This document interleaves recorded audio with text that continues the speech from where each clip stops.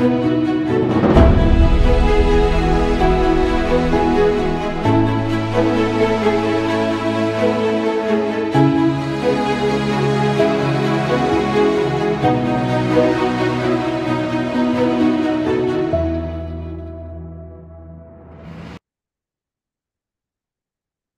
datang divisi ilahi kepemimpinan yang taat, yaitu adalah sebuah perjalanan di mana ajaran kitab suci bertemu dengan prinsip-prinsip kepemimpinan modern.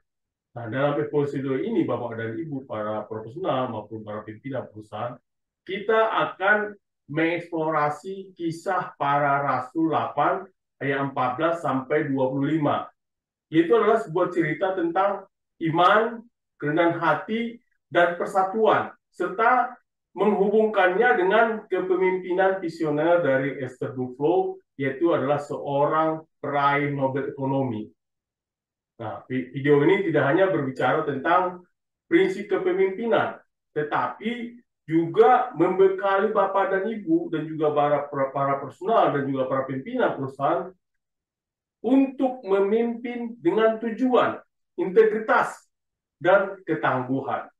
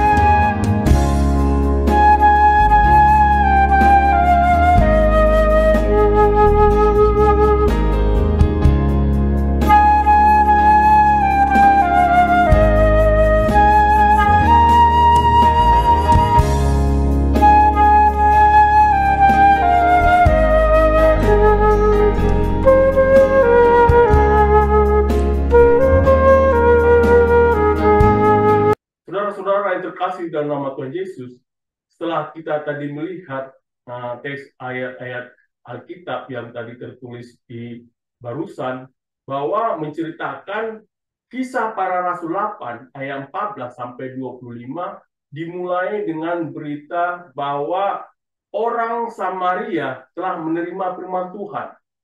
Ini adalah momen bersejarah, yaitu ekspansi pertama Injil melampaui komunitas Yahudi.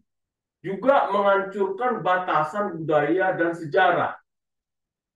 Nah, kita lihat tadi bahwa Petrus dan Yohanes pergi ke Samaria dan berdoa agar orang-orang percaya dan orang-orang yang percaya baru menerima Roh Kudus yang menjadi simbol penyatuan dan pengakuan ilahi. Walaupun demikian, tidak semua orang memahami anugerah ini dengan benar. Nah, Simon, seorang penyihir, adalah juga seorang mantan penyihir yang telah bertobat, salah mengerti tentang Roh Kudus sebagai sesuatu yang dapat diperjualbelikan. Nah, tindakannya mendapat teguran keras dari Petrus.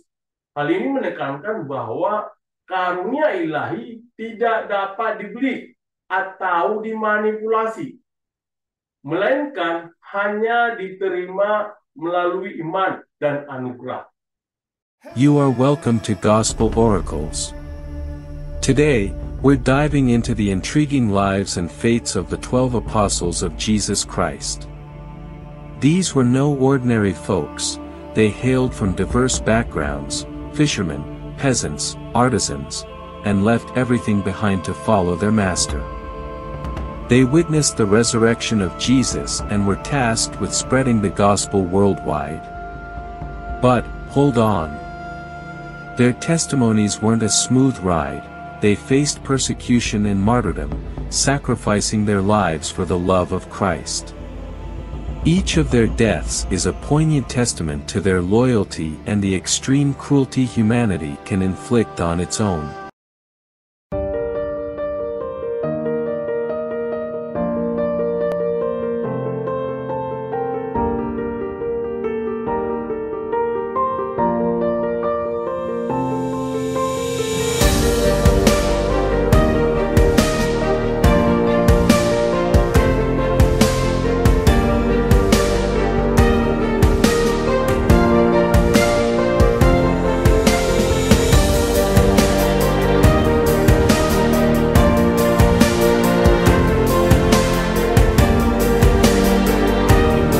Nah, kita tadi melihat bahwa bagaimana gambaran tentang para rasul zaman dahulu dan juga para sekarang para pemimpin modern ini, kita bisa melihat bagaimana kita dalam hal itu kita dibimbing. Nah, kita diajari di sini yaitu mengenai tentang Petrus dan Yohanes. Nah, kita dapat belajar 3 prinsip kepemimpinan yang tak lekang oleh waktu. Satu adalah kolaborasi, yaitu di mana para rasul bekerja bersama, menunjukkan bahwa kepemimpinan yang efektif membutuhkan persatuan dan kerjasama. Yang kedua, integritas etis. Nah, setelah kita melihat tadi bahwa ada teguran Petrus kepada Simon menekankan pentingnya memimpin dengan niat murni, menolak jalan pintas atau praktik yang tidak etis.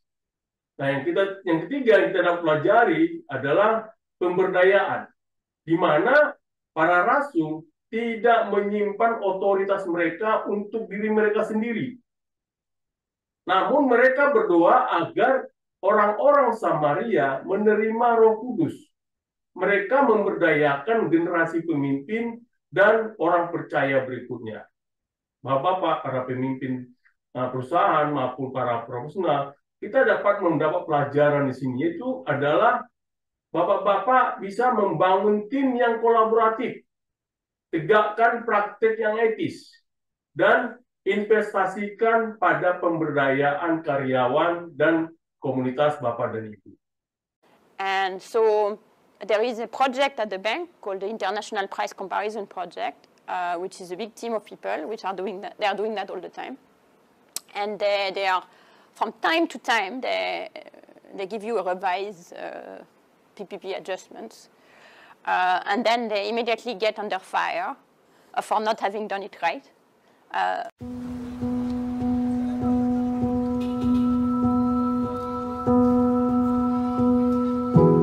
The principle of a randomized control trial is you have a group of, say, villages, and then you randomly select some fraction of them where you implement a new program, and then you compare to the status quo.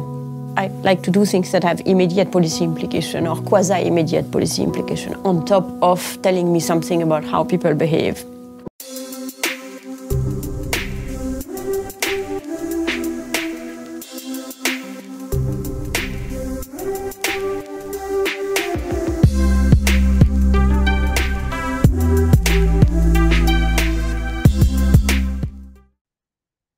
Saudara-saudara yang terkasih dalam nama Tuhan Yesus, setelah kita melihat tadi bagaimana seorang Esther Duflo yang mengajar di MIT, yang yang juga menerima hadiah Nobel. Nah, apa yang kita pelajari dari sini?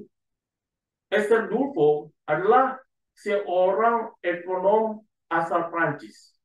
Dia adalah contoh kepemimpinan visioner di zaman modern ini. Yaitu dia juga sebagai salah satu peraih Nobel Ekonomi termuda. Karyanya yang inovatif menangani kemiskinan global melalui solusi berbasis bukti. Nah, apa yang kita pelajari dari kepemimpinan Duflo ini? Nah, kepemimpinan Duflo mencerminkan komitmen para rasul untuk memberdayakan yang terpinggirkan. Seperti uji coba terkontrol secara acak yang ia perkenalkan mengubah ekonomi pembangunan. Yaitu juga menunjukkan bahwa intervensi kecil berbasis data, seperti pemberian seragam sekolah gratis atau insentif imunisasi, yang dapat menciptakan perubahan besar. Sama seperti yang para rasul lakukan, yaitu melampaui batas untuk mencapai orang Samaria. Di sini karya Duflo juga melampaui teori akademik untuk menyentuh kehidupan di lebih dari 80 negara.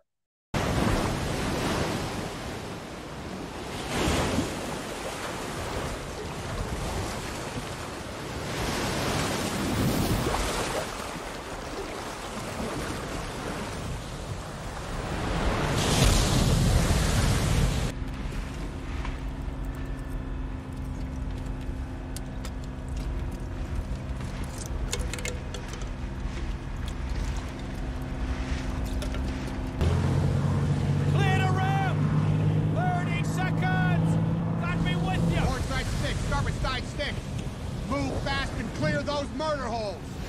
Want to see plenty of beef between men. 5 men is a juicy opportunity. 1 man's a waste of ammo. Get the sand out of your weapons. Keep those actions clear. I'll see you on the beach.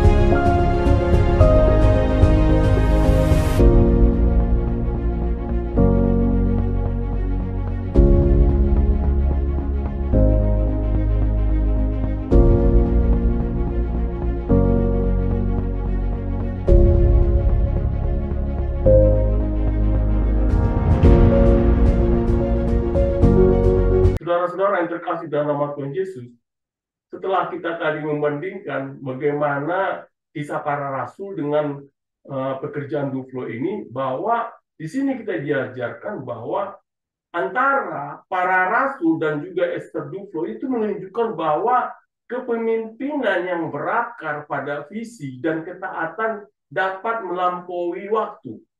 Nah, kita belajar dari kisah mereka, yaitu adalah kita dapat mengambil 5 prinsip transformasional untuk para pemimpin saat ini, yaitu adalah 1 visi, yaitu mereka melihat melampaui tantangan saat ini untuk merangkul visi yang berdampak pada generasi mendatang. Yang kedua, kepemimpinan etis, di mana adanya bahwa integritas adalah hal yang tidak bisa ditawar. Nah, kita bisa belajar bagaimana ketika Petrus menolak suap dari Simon. Nah, sementara Duflo juga menekankan solusi yang transparan dan berbasis data. Yang ketiga adalah kolaborasi. Nah, seperti pada misi pertama Petrus dan Yohanes, di sini juga kita belajar antara kerjasama Duflo dengan tim multinasional menegaskan bahwa kepemimpinan hebat adalah usaha kolektif. Yang keempat adalah pemberdayaan. Nah, di sini kita belajar bahwa kepemimpinan bukan tentang kontrol, tetapi tentang mengangkat orang lain. Dan kelima adalah dampak berkelanjutan, di mana kita di sini pelajari bahwa kepemimpinan sejati berfokus pada menciptakan perubahan yang bertahan lama.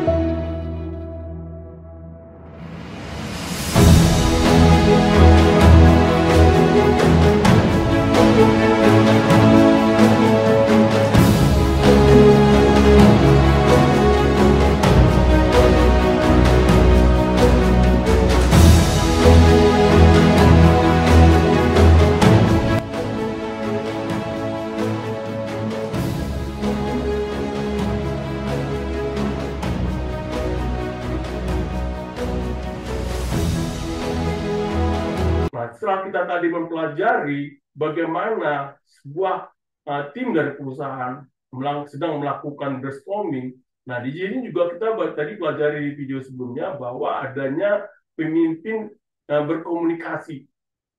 Dan ini tentu menimbulkan suatu bagaimana Bapak dan Ibu bisa menerapkan prinsip-prinsip ini dalam kepemimpinan Bapak dan Ibu. Nah, langkah praktis yang Bapak dan Ibu lakukan adalah pertama, kembangkan visi yang berfokus pada misi yang memprioritaskan keadilan dan dampak. 2, bangun budaya akuntabilitas, di mana etika membimbing setiap keputusan. Dan juga Bapak dan Ibu dorong tim Bapak dan Ibu untuk berinovasi dengan membekali mereka dengan sumber daya dan kepercayaan.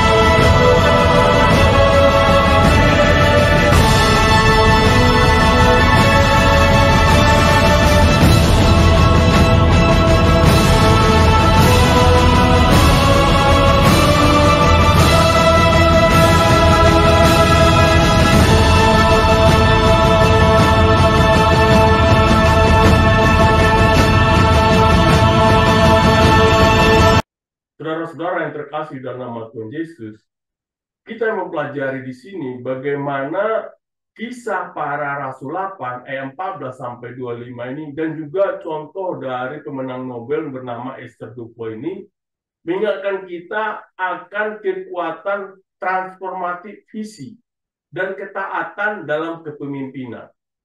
Nah, saat Bapak dan Ibu memimpin, tanyakan pada diri Bapak dan Ibu, bagaimanakah saya dapat memberdayakan orang lain, menegakkan integritas, dan menciptakan dampak yang bertahan lama. Nah, kepemimpinan Bapak dan Ibu memiliki potensi untuk membentuk kehidupan dan menginspirasi perubahan. Bapak-bapak dan Ibu, mari kita maju dengan visi ilahi dan kepemimpinan yang taat. Bapak-bapak dan Ibu, para personal dan juga para pimpinan perusahaan, mari kita buka wawasan kita dan menjadi inspirasi kepemimpinan lainnya. Mari kita bersama-sama dapat mengubah dunia. Stay profesional. Amin.